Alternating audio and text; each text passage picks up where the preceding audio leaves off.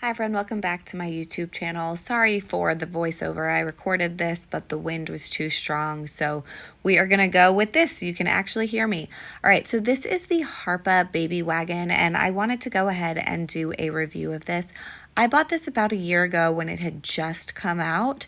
Around Black Friday, and we have used it for a number of different occasions. I think it's great, but I don't think that it is perfect for everyone, so let's go into more detail. So this is how it looks folded, and it's still pretty big. This is not some kind of small travel wagon or anything like that. It is quite large. One of the things I love about it is that it has this canopy and that you don't have to remove the canopy to fold it. It does, however, mean that it's a little bit larger than others would be because it has that canopy attached, though the handles and everything are so tall that you wouldn't really gain much by taking the canopy itself out. It has these clips on the side that help hold it together, which is really necessary if you're going to be putting it in and out of the car. And then once you've unclipped it, you just pull it apart and push it down in order to get it ready to go. You can adjust the canopy however you need as well. And so I find if you put it fully on one side, it's a little easier for the kids to get in. And then it's nice to be able to adjust it depending on the angle of the sun. It has this great foldable handle that has a number of different positions. One of the things I love about this wagon is that you have the wagon pull on one side and then you can use it like a stroller on the other. I've also found that it can be really helpful to carry things like beach chairs when you could use that angled handle. So it has, I think, 5 different positions, so really anybody of different heights can make it work.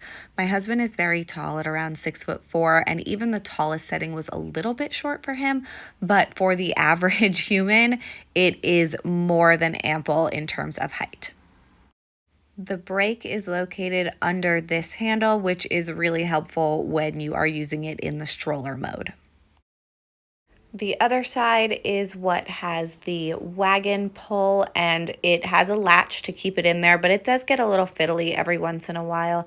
I do find that it's really, really nice to have that wagon pull though, especially for things like the sand.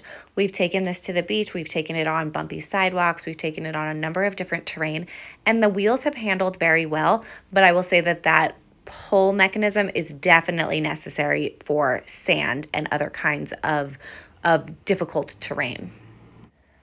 Behind the wagon pull handle is this storage container. And this can come off. It is just like a fabric container, and it has this divider in the middle, and you can kind of push the pull handle on top of that. We found that you really need to load it once the handle is in because otherwise it can be a little bit difficult to put in.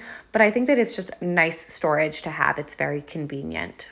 On the other side is another storage container, which I'll show you in a second. But first I want to show you that one thing that's really helpful about having the stroller push handle side is that leverage is really helpful when trying to get this over a curb or some other kind of bump because it is a long wagon in front of you. So it can be really difficult to maneuver without having that. I find that the wheels and the turning radius and all of that, maneuvering with the stroller side is really, really good. I'm very impressed with that, especially for something that is so long in front of you.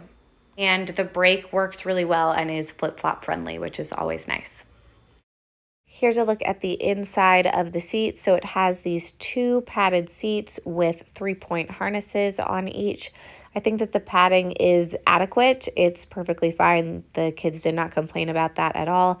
And then what I do really like is it has the footwell. So it has a place for their feet that is lower than the seat itself.